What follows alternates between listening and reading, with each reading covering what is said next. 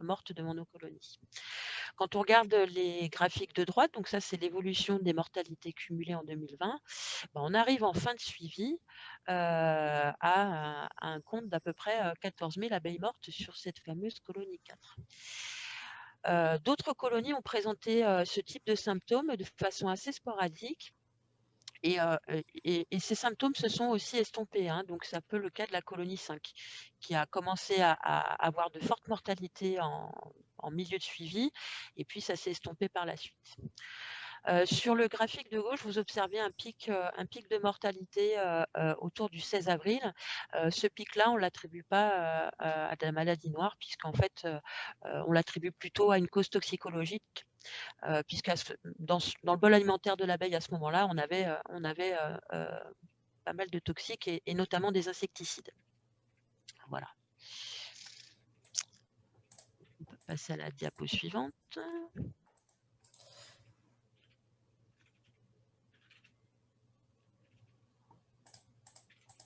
Désolée, ça Si ne tu appuies sur fonctionne Entrée, plus. normalement. J'ai voulu mettre Ouais. le pointeur en pointeur laser. Si je l'enlève, ça va peut-être marcher mieux. Voilà, pardon. Voilà. Donc en fait, toutes les 3 semaines environ, alors vous voyez qu'autour du 15 mars, il nous manque un point. C'est lié à l'annonce du confinement. Donc il n'y a pas eu de mesure de population à ce moment-là, mais en tout cas, toutes les 3 semaines, on est venu faire des évaluations de colonies. Et c'était juste pour vous présenter un petit peu l'évolution du nombre d'abeilles dans nos colonies, et notamment dans les colonies 4 et 5, qui présentaient des symptômes de maladie noire. Et on voit clairement que le nombre d'abeilles est conforme à ce qu'on a observé dans nos trappes à abeilles mortes, puisqu'on avait une baisse du nombre d'abeilles sur les deux colonies, donc les courbes orange et les courbes violettes montrent une évolution du nombre d'abeilles complètement différente aux autres colonies. Voilà. Donc là, pareil, hein, c'est un graphique un peu plus léger pour vous montrer aussi le nombre d'abeilles dans nos colonies 4 et 5, hein, qui n'augmentent pas au fil du temps, alors qu'on avait de bonnes conditions qui permettaient en fait un bon développement des colonies. Et c'est ce qu'on voit sur la colonie 7, qui a priori qui n'a pas été atteinte de symptômes de maladie noire et qui a poursuivi son développement sur le courant du suivi. Ce qu'on peut observer, juste sur le couvain fermé, quand on regarde ce qui se passe au niveau du couvain fermé sur la durée du suivi, on se rend compte, donc vous avez toujours la colonie 7 qui a évolué normalement en vert. La chute que vous observez de couvain fermé sur la fin du suivi, c'est juste qu'on a dû la dégraisser, donc enlever des cadres de couvain pour constituer des essaims sur la période de la fin avril. Donc fatalement, le nombre de cellules occupées par du couvain fermé a chuté. Pour autant, sur les colonies 4 et 5, on observe quand même un développement du couvain fermé, donc la reine continue à pondre et pour compenser probablement les pertes qu'elle observait sur ses butineuses. Voilà. Quand on regarde le suivi des contaminations dans les pollens, puisque c'était ça qui nous animait en premier lieu dans le cadre de ce suivi-là, on se rend compte qu'on a quand même un bol alimentaire de l'abeille qui est quand même bien contaminé par de nombreuses molécules. Donc, je ne vous fais pas le détail ici, mais en gros, dès le démarrage de la saison, donc dès qu'on a commencé à observer ces troubles, on avait entre 10 et 13 molécules différentes observées dans le bol alimentaire de l'abeille. Donc, pour un petit peu aller plus loin sur les symptômes qu'on avait vus, on a voulu le confirmer par des analyses. Donc, on a prélevé donc des butineuses sur la colonie 4 et on les a portées à l'analyse en PCR quantitative. Et on voulait voir, en fait, l'idée c'était de voir est-ce qu'on avait une évolution de la charge virale en fonction du temps qui passait. Donc, vous voyez, on a fait des prélèvements sur les semaines 10 et 11, ce qui correspond au début du suivi, jusqu'à peu près à la mi-avril. Et on voulait voir si on avait une augmentation du nombre de copies de l'agent infectieux. Et en fait, dès le démarrage des symptômes, même les premiers symptômes, quand on était sur des niveaux d'intensité de symptômes assez faibles, on était déjà sur des charges virales assez fortes sur cette colonie-là en tout cas. Voilà. Donc, je vous remercie pour votre attention. J'espère que j'étais dans les temps. Merci Marion. Il y aura après la session commune de questions sur la situation en Auvergne-Rhône-Alpes. Je vais passer la parole maintenant à Brigitte Barthelet et Manaïg de Kersozon. Est-ce que vous voyez toujours mon partage d'écran? Tout à fait. Oui. Donc, Brigitte Barthelet du service régional de l'alimentation du ministère de l'Agriculture et Manaïg de Kersozon qui est vétérinaire en charge du dispositif OMAA pour la région Auvergne-Rhône-Alpes. Oui, bonjour. Donc, Brigitte Barthelet du service régional de l'alimentation. Donc, nous allons vous présenter l'Observatoire des mortalités et des affaiblissements de l'abeille, sur lequel, en 2020, nous avons pu faire également un constat de présence de ces BPV importants. C'est la raison de cette présentation aussi. Et vous présentez aussi ce dispositif. Donc, cet observatoire, il a été lancé en avril 2019 dans la région Auvergne-Rhône-Alpes. Il se substitue à l'ancien dispositif qui était le réseau de surveillance des troubles des abeilles, qui était assez limité dans ses objectifs. Et donc l'observatoire actuel, qui existe aussi dans d'autres régions de France comme Pays de Loire et Bretagne, a pour objectif de tenter d'apporter des réponses à tous les événements de santé affectant les colonies et aussi de faire remonter des informations concernant l'état sanitaire du cheptel, du cheptel Auvergne-Rhône-Alpes, mais plus largement français. Et donc, il prend en charge tous les cas d'événements de santé, que ce soit des mortalités massives aiguës avec une suspicion d'intoxication, donc qu'on résumera par les termes MMA, soit des problèmes de danger sanitaire de première catégorie comme la loque américaine, qu'on résumera par le terme DS1, ou tous les autres événements de santé qui ne sont ni des mortalités massives ni des dangers sanitaires, comme des problèmes liés aux varroa, au virus ou à des problèmes techniques comme les itinéraires. Et ces cas-là sont rassemblés dans une troisième branche qu'on appelle la troisième voie. Cet observatoire, il est organisé autour d'une plateforme téléphonique qui est ouverte 7 jours sur 7, de 8h à 21h, dont la garde téléphonique est assurée par un vétérinaire spécialisé en apiculture. Et au cours de l'échange téléphonique qui aura lieu entre l'apiculteur déclarant et le vétérinaire, des investigations de terrain peuvent avoir lieu avec visite du rucher, analyse toxicologique, analyse pathologique et éventuellement enquête environnementale. Donc l'observatoire, c'est l'observatoire des mortalités et des affaiblissements de l'abeille en Auvergne-Rhône-Alpes, c'est une grande équipe avec 45 vétérinaires investigateurs spécialisés en apiculture, 100 techniciens sanitaires apicoles, les agents des 12 directions départementales des services vétérinaires, complétés par un partenariat fort avec l'Association de développement de l'apiculture en Auvergne-Rhône-Alpes. Et tout ce dispositif est coordonné par le service régional de l'alimentation. Je laisse la parole pour la diapo suivante à Manaïg de Kersozon, qui est la référente technique OMAA en Auvergne-Rhône-Alpes. Bonjour à tous. Cette année, l'Observatoire de la mortalité des abeilles a enregistré 330 déclarations. Ces déclarations sont parfois juste déclaratives au sens propre, c'est-à-dire que les apiculteurs appellent pour dire qu'ils ont eu un souci qu'ils ont pu identifier sans avoir particulièrement besoin d'une investigation. Ce qui fait que sur ces 330 déclarations, nous avons déclenché 185 visites d'investigation. La plupart de ces visites ne sont pas des dangers sanitaires de catégorie 1 ou des mortalités massives aiguës, mais sont orientées troisième voie, ce que vous a expliqué Brigitte, 71%. Ce qui fait que nous avons organisé une centaine de visites sur le terrain pour des déclarations que nous avons classées troisième voie.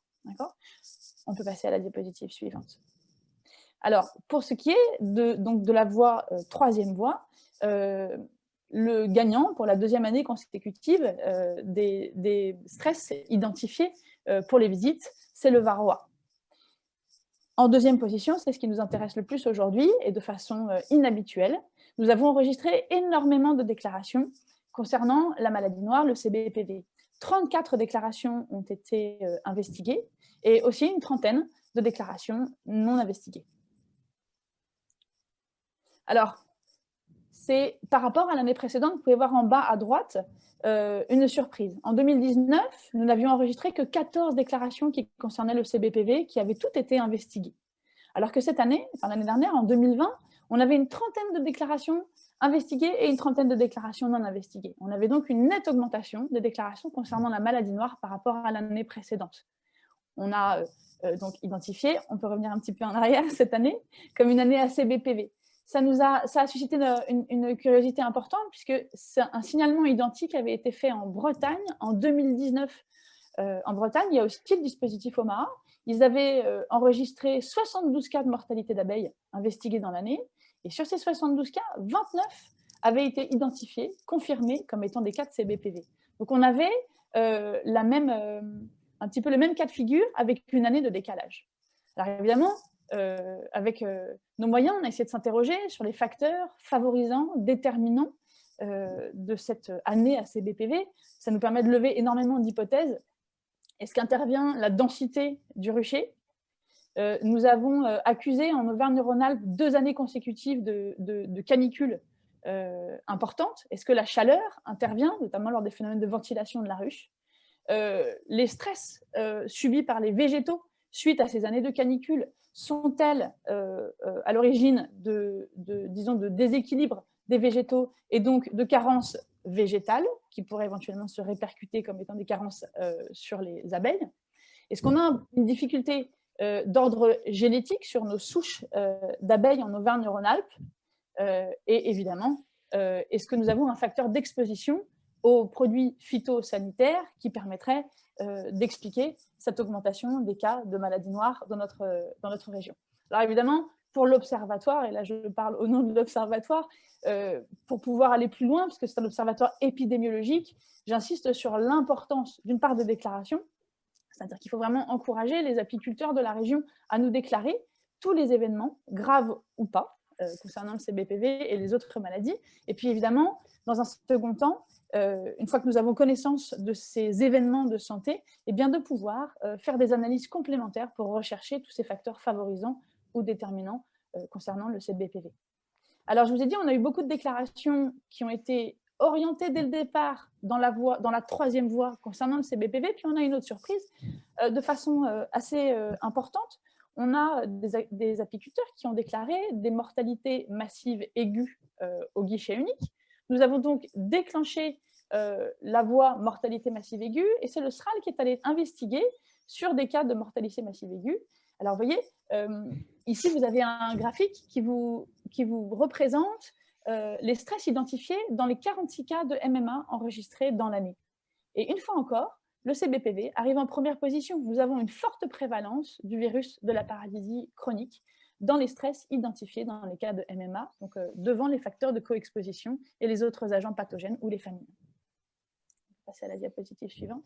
Alors, nous avons essayé. Alors, je sais que épidémiologiquement parlant, on avait un échantillon qui n'était pas très important. On a toutefois essayé de représenter et d'extraire toutes les données possibles des données que nous avions enregistrées à l'OMA. Voici donc sur le le graphique de gauche la distribution mensuelle des cas de maladie noire. On a un pic qui est sans surprise observé en avril et en mai. Vous avez donc là la distinction en vert clair, les déclarations sans investigation, et en bleu, les déclarations avec investigation, c'est-à-dire qui ont été confirmées par la visite de vétérinaires et de techniciens sanitaires apicoles sur place. Nous avons ensuite essayé, c'est le graphique de droite, de vous représenter la part du CBPV dans les déclarations par département. On a, mis à part pour le Cantal, des proportions similaires, entre 18 et 27%, quel que soit le département. Ensuite, nous avons essayé de voir, avec les données dont nous disposions, si on pouvait rechercher des données sur la prévalence du CBPV par rapport à la taille du rucher. Alors, ou en pourcentage de colonies atteintes, c'est le tableau que vous trouvez à gauche. Nous disposons, grâce aux données de télérucher, enfin du fichier NAPI, du nombre d'apiculteurs de la région et de la taille des ruchers. Et si vous regardez dans la colonne tout à fait à droite, le taux de prévalence du CBPV dans les ruchers déclarés ne montre pas, quelle que soit la taille, donc la classe du rucher, de différence significative au risque de 5%. Ça veut dire qu'a priori, quelle que soit la taille du rucher, dans l'échantillon étudié, nous n'avions pas plus ou moins de CBPV sur la taille du rucher.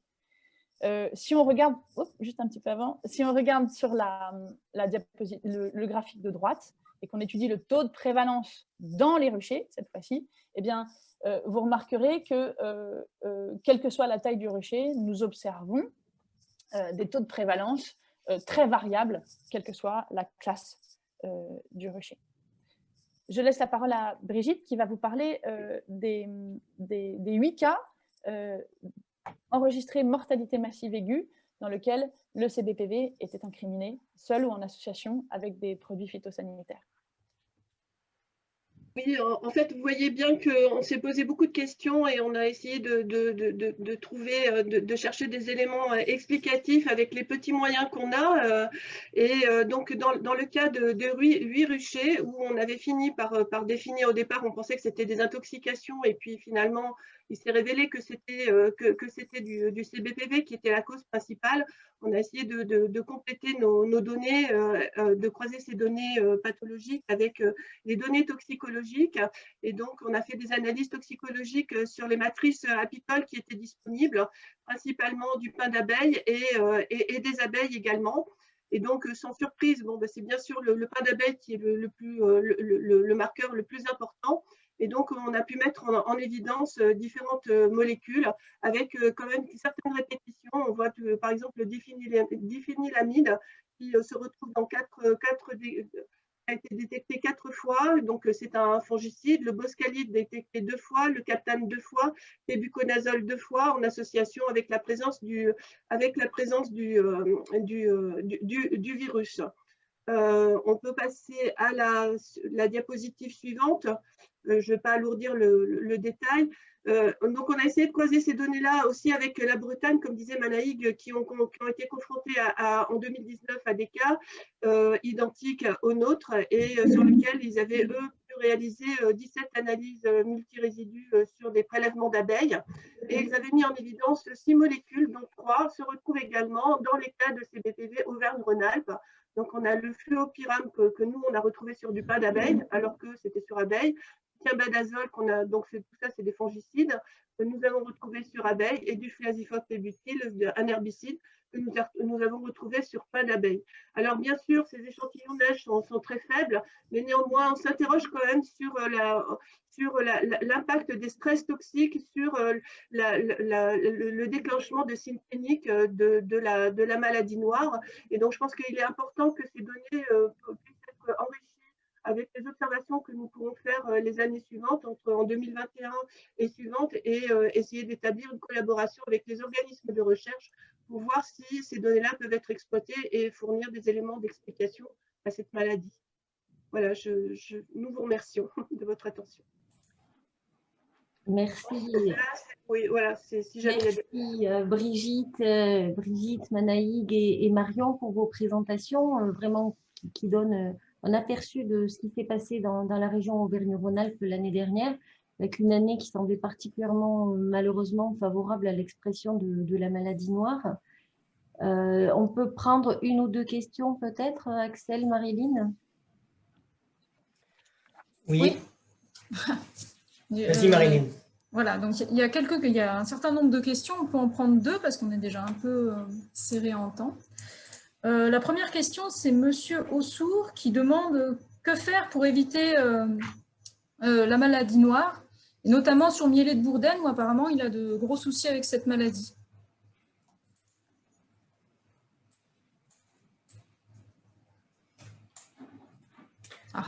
Alors, c'est peut-être une question d'ordre plus général et on va vraiment parler des pratiques qu'on peut avoir pour limiter l'impact. Peut-être on reviendra sur cette question à la fin. D'accord, très bien. Oui, parce que c'est vrai qu'il y a différentes questions, pardon, juste qui sont liées à cette situation finalement qui aggraverait ou qui provoquerait la maladie noire. Donc peut-être que Eric nous en parlera. Je sais que vous aviez fait des essais avec les trappes à abeilles, les trappes à pollen par exemple. Donc voilà, donc peut-être qu'on garde cette question-là pour après, hein, du coup. Et après, il y avait une question beaucoup plus générale sur la maladie noire et notamment sur son diagnostic. Mais là, je ne sais pas si peut-être dans la suite des interventions, ça va être abordé également. Oui, c'est pareil. C'est quelque chose qu'on abordera aussi par la suite. Eric sur l'aspect quantification et puis après sur l'aspect interaction avec les autres stress. L'idée vraiment, c'est de focaliser les questions sur les cas concrets, sur ce qui a été observé sur le terrain, puisque après on va revenir sur les données générales, ce qu'on sait des interactions et comment on diagnostique ces maladies. Donc, il y a une question pour Marion sur les traitements antivarrois qui a été effectué sur les cas que tu nous as présentés, sur le cas que tu nous as présenté. Alors déjà, peut-être repréciser que sur le dispositif, donc on avait des mesures toutes les 3 semaines du taux d'infestation de varroa et les 2 années du suivi de projet, on était sur des taux très très faibles qui étaient inférieurs à 1, voire entre 0 et 1 varroa pour 100 abeilles. Donc on n'était pas embêté par ce facteur-là. Et sur l'année N-1, donc les essaims qui ont été mis en expérimentation en 2020 sont issus d'un retrait de couvain en 2019 avec un remérage cellule J3 et un traitement par dégouttement à base d'apibioxal. Donc ça, c'était en été, au mois de juillet, sur la mêlée de châtaignier chez nous. Et en hiver, c'était complété aussi par un dégouttement à l'acide oxalique. Voilà. Merci Marion. Juste peut-être une question pour Omar, une seule question sur le fait que, est-ce que vous savez si votre situation en Auvergne-Rhône-Alpes est particulière par rapport au constat d'autres régions? Est-ce que vous avez des moyens de comparaison? Alors, il y a une synthèse qui est en cours au niveau national et pour le moment, je n'en ai pas les résultats. Manaïg, est-ce que tu as des éléments complémentaires? Ouais, l'observatoire existe dans 3 régions à ce jour, donc en Bretagne et en Pays de la Loire, et donc où il y a des contacts étroits entre les 3 organismes. Et il n'y a pas eu de vague de CBPV dans ces 2 autres régions cette année. Et il n'y avait que la Bretagne qui l'avait observé en 2019. Après, le dispositif n'existe que depuis 2018 dans les 2 régions pilotes, c'est-à-dire Bretagne et Pays de la Loire, et en Auvergne-Rhône-Alpes depuis donc, avril 2019. Donc on a assez peu de recul. Moi, j'ai eu des retours par ailleurs de la région centre où ils ont eu aussi beaucoup de problèmes sur sur l'année qui vient de s'écouler. Et par contre, il y en avait plutôt moins dans le sud, où on en voit toujours un peu au printemps et l'année dernière n'était pas particulièrement favorable. On voit bien, ça met vraiment le doigt sur certainement des facteurs environnementaux dont on va reparler en termes d'interaction, virus et autres facteurs de stress, dont des facteurs qui sont liés à l'environnement. Peut-être qu'on peut passer au témoignage maintenant des apiculteurs. On va commencer par Thierry Boyer, des Ruchis du Bassigny. Merci beaucoup d'avoir accepté de venir parler de ce que vous avez observé, du problème qui persiste dans une certaine mesure aussi. Voilà, vous allez nous expliquer comment a structuré votre exploitation et ce que vous avez observé. Je vous passe la parole, Thierry. Merci. Donc, nous, on est apiculteurs dans l'Est. On exploite environ 2500 ruches en GAEC, avec transhumance dans le Midi pour les essaims. Et voilà, donc le problème est apparu chez nous aux alentours des années 2014 à peu près, où je suis tombé sur 2 ruches en plein milieu d'un rucher qui étaient avec des quantités d'abeilles importantes mortes devant. Bon, pendant quelques minutes, j'ai pensé à une intoxication volontaire, enfin vandalisme quoi. Mais bon, en général, c'est pas les ruches du milieu d'un rucher qui sont touchées quand c'est ce genre de problème. Donc, j'ai vite abandonné cette idée-là. Et le fait qu'il n'y ait que 2 ruches de touchées dans un rucher de 50, ça éliminait aussi un risque d'intoxication d'environnemental ou surtraitement, quoi. Donc, c'est là que j'ai découvert un peu cette maladie. C'était au moment du colza. Depuis 2014, ça s'est bien amplifié pour atteindre un maximum d'environ 400 ruches touchées vers 2018 à peu près. On a rapidement créé un rucher hôpital où dès qu'on en trouvait une, on la plaçait dedans. Après un deuxième rucher hôpital, donc on commençait à plus être trop à l'aise avec ça. On a réussi en gros à réduire un peu le problème en améliorant les traitements varroa, en essayant de traiter au plus près de la récolte pour essayer de limiter la population de varroa dans les ruches juste après récolte, en attendant le traitement plus tardif. On a aussi mis en évidence certains facteurs environnementaux, comme pour nous un rucher particulier dans le Midi qui passait à l'ombre, enfin on s'est aperçu de ça plus tard, mais qui passe à l'ombre assez rapidement vers 4 heures ou 5 heures de l'après-midi en hiver, au moment où les abeilles travaillent quand même, et on trouvait pas mal d'abeilles mortes avec des pelotes de pollen devant qui étaient tétanisées de froid, et c'était principalement ce rucher-là qui était touché. On a cherché à voir si on avait des traitements sur les oliviers dans ce secteur-là. Alors, c'est difficile d'avoir des informations crédibles, quoi. Enfin, c'est un peu un problème pour nous. On a mis en évidence aussi que c'était principalement les meilleures ruches, quand même, quoi. Donc, s'il y a une solution pour ne pas avoir d'abeilles tremblantes, c'est d'éviter d'avoir des bonnes ruches, parce que c'est quand même celles-là qui sont le plus souvent touchées. C'est étonnant la quantité d'abeilles qui peuvent être détruites et que la ruche continue à vivre quand même. On a aussi des ruches qui rentrent en hivernage tremblantes, qui sortent de l'hivernage l'année d'après sans symptômes et qui développeront jamais plus ce symptôme. D'autres qui s'en sortent pas. C'est quelque chose qu'on pressent d'être vraiment multifactoriel, et quand on pense avoir trouvé une solution et qu'on agit sur un des facteurs, une année après, c'est une autre raison, on a l'impression, quoi. Bon, maintenant, on a à peu près réduit ça à, je sais pas, 50, 100 ruches, ça se stabilise et on continue à sortir les ruches d'un rucher quand on les trouve, parce que c'est quand même contagieux. Voilà pour notre expérience. Peut-être, Thierry, on peut rajouter les résultats d'analyse qu'on avait, où en fait, c'était un mélange des deux virus. Donc là, on avait vraiment un problème d'autant plus complexe qu'on avait à la fois de la maladie noire et à la fois de la paralysie aiguë, qui, lui, est transmis par varroa, d'où l'effet, certainement, l'amélioration que vous avez vue aussi en modifiant les pratiques contre varroa. Parce qu'on a vraiment la superposition des deux dans les quelques échantillons que vous m'aviez fait parvenir à des fins de recherche.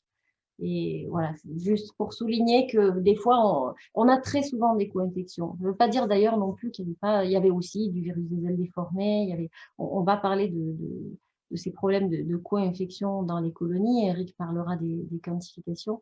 Mais là, on avait vraiment en quantité très importante les deux virus responsables de paralysie tremblement. On a aussi, je pense, un lien avec la génétique quand même. On a quand même un peu réussi à tracer une souche. Je pense que la sélection qu'on pratique ou que d'autres pratiquent pour nous ne va pas dans le bon sens par rapport à la résistance à ces virus, et que c'est un peu c'est le revers de la médaille de la production que la fragilité des colonies à ce genre de virus, quoi. Alors, ça fait bien la transition. Pardon, vas-y. On t'a mis une vidéo en mail, si des fois tu voulais la passer, c'est d'abeilles mourantes. Alors, peut-être un peu. Je vais essayer de la partager. Alors, je l'ai, mais il faut que maintenant j'arrive à vous la partager. C'est sûr qu'on connaissait déjà cette maladie puisqu'on va au sapin avec les abeilles noires. Voilà, donc ça ressemble à ça devant les ruches. On ne voit pas grand-chose. C'est pas là. Si, j'ai envoyé trois. Il y en a une autre où on voit, voilà. Là, on peut voir aussi que tout le monde est atteint. Les mâles, la reine, il y a pas de. Enfin, la reine ne tremble pas, mais les mâles comme les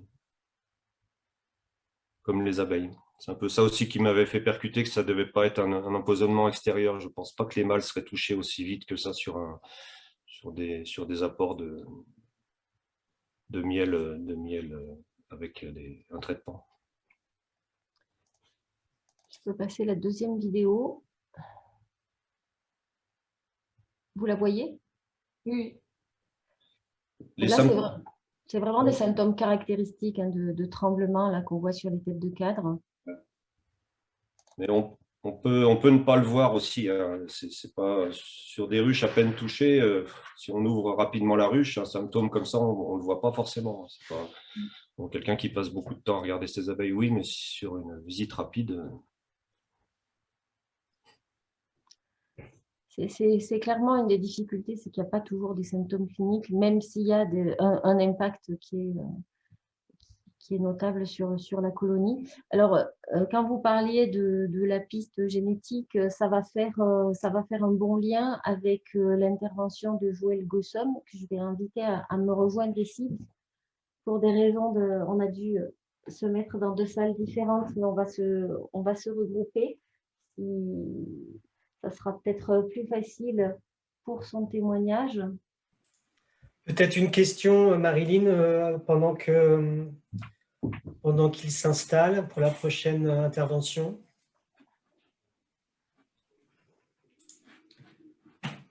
Est-ce que... Alors, Marilyn, oui, c'est moi qui t'ai coupé le micro, c'est ça? Merci Axel, oui, c'est ça. Donc, une question peut-être, c'est concernant les souches d'abeilles. Est-ce qu'il y a des souches d'abeilles qui sont plus favorables à développer cette maladie? C'est un peu ce que M. Boyer avait l'air de dire en parlant de génétique. Est-ce que quelqu'un peut apporter quelques précisions là-dessus?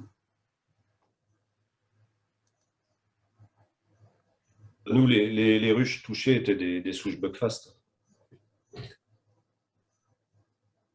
Mais après, tout le cheptel est en Buckfast et pas tout le cheptel était touché. Donc, c'est pas parce que c'est des Buckfast, quoi. C'est simplement on prend plusieurs souches à différents éleveurs et on greffe dessus. Et on a remarqué que c'était une souche en particulier au début qui avait l'air de présenter des symptômes.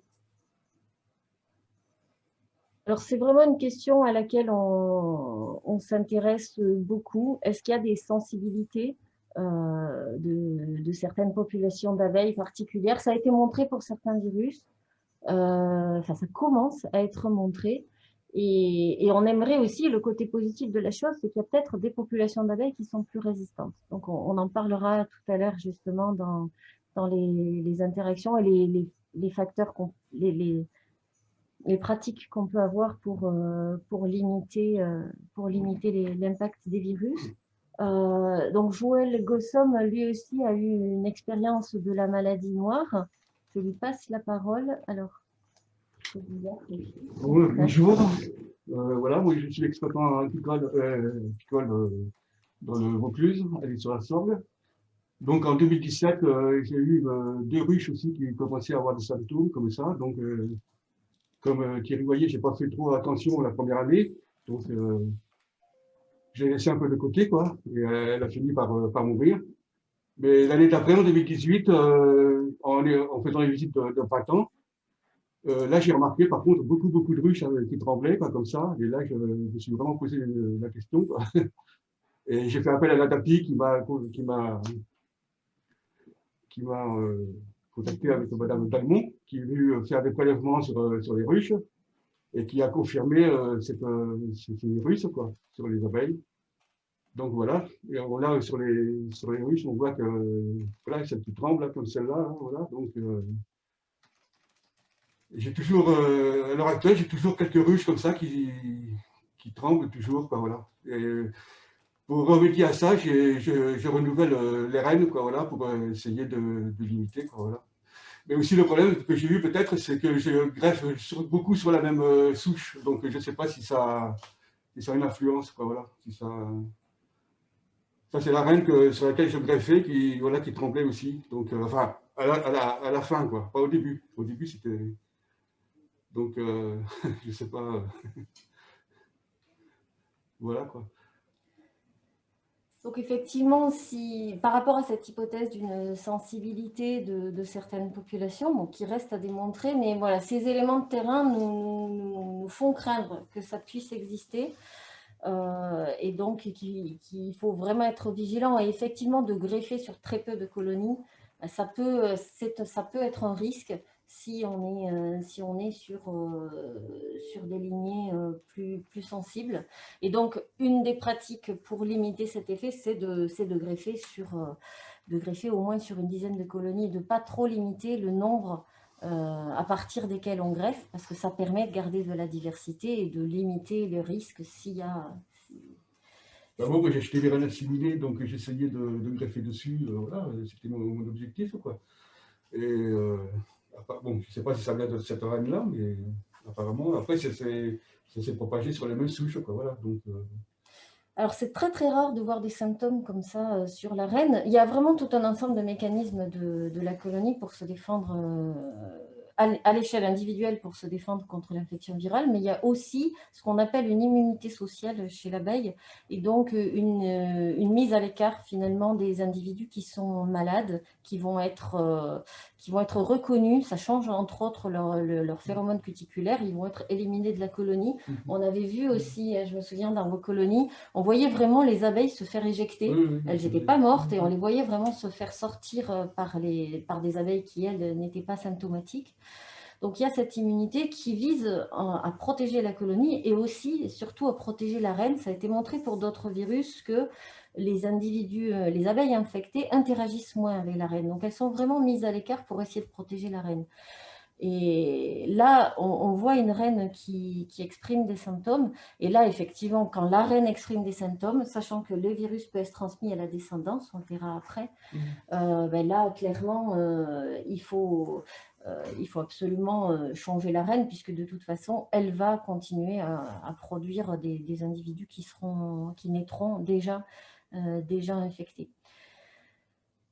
Peut-être vous avez eu des questions, Excel et Marilyn, pour Thierry Boyer ou pour Joël Gossom?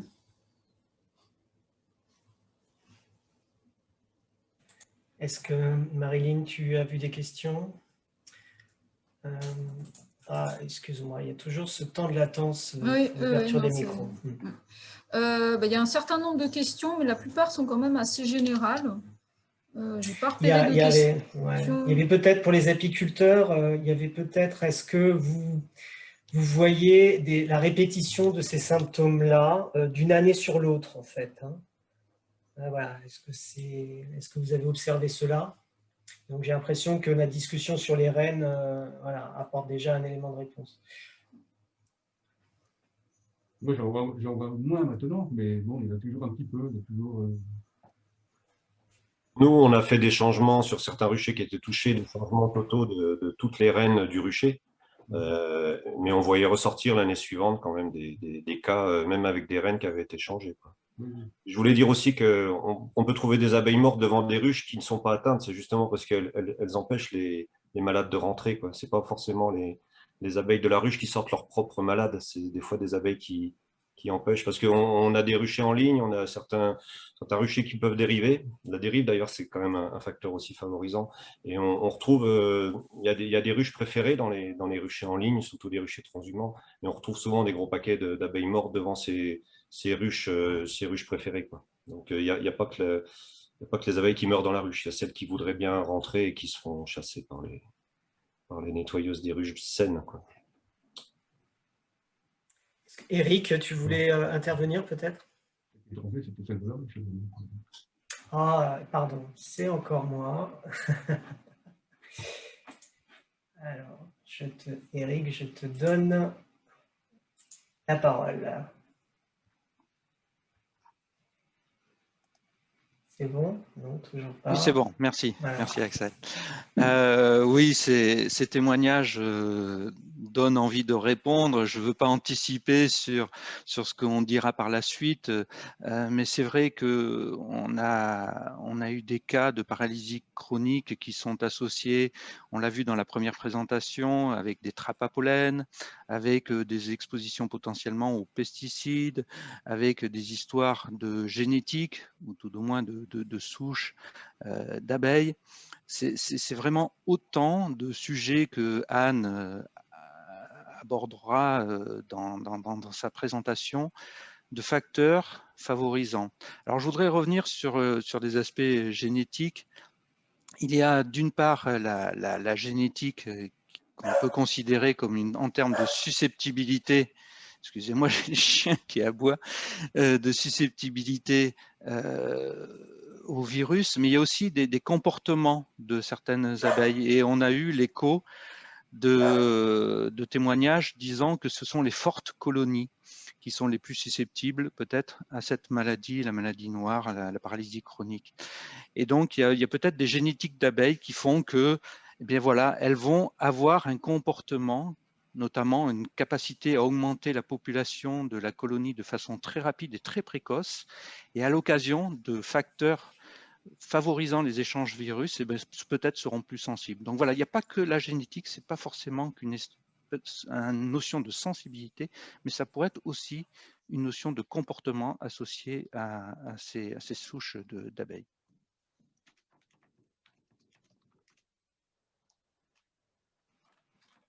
On peut peut-être enchaîner sur la partie présentation. Je ne sais pas, vous voyez mon écran? Oui, oui.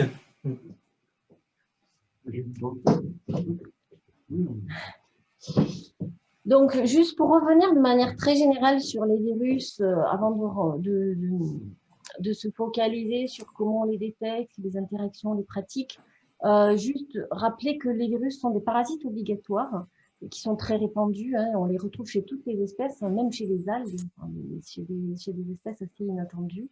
Alors, ce sont des organismes de très petite taille. Sur cette diapo de l'ANSES, très imagée et adaptée aux pathogènes de l'abeille.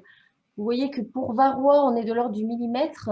Pour les bactéries, on va l'être de l'ordre du millième de millimètre. Alors, bactéries, pardon, Penicillus, là, l'agent de la loque américaine.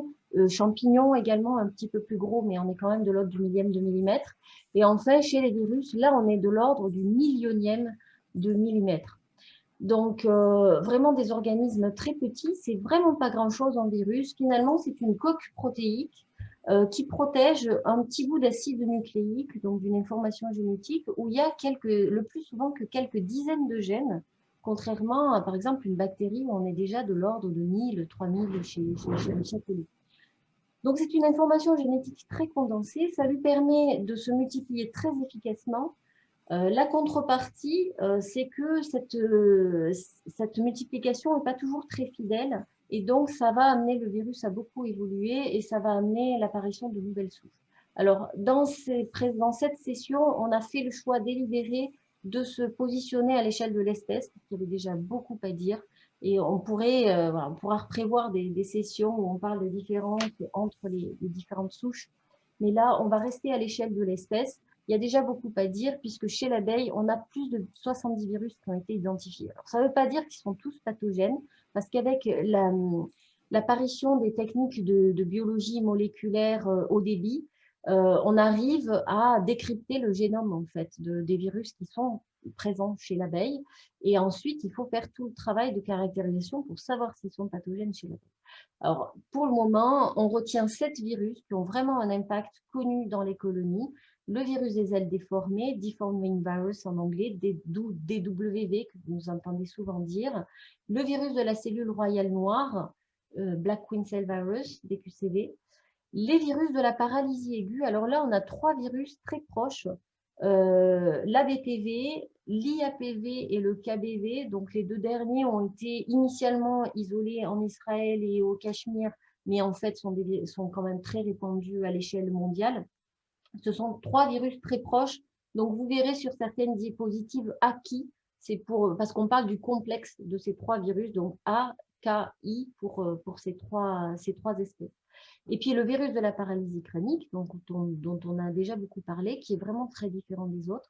Et enfin, le virus du couvain saxiforme, Sackvold virus, SBV. Alors, quand on regarde à l'échelle mondiale, sur les principaux virus, vous voyez qu'on est vraiment sur une distribution très généralisée. Donc, en rouge, tous les pays où le virus a été détecté. En gris, les zones où on ne sait pas trop. Mais vous voyez que les zones où on pense qu'il est absent, où il n'a pas été détecté alors qu'il a été recherché, sont très peu nombreuses. Et en plus, sont le plus souvent entourées de zones où les virus sont présents. Donc, la situation risque d'évoluer rapidement. Vous pouvez retrouver ces données-là dans une revue de synthèse qui a été faite par un groupe international autour des pertes de colonies d'abeilles et on a un groupe spécifique virus. Donc, cet article est accessible en ligne.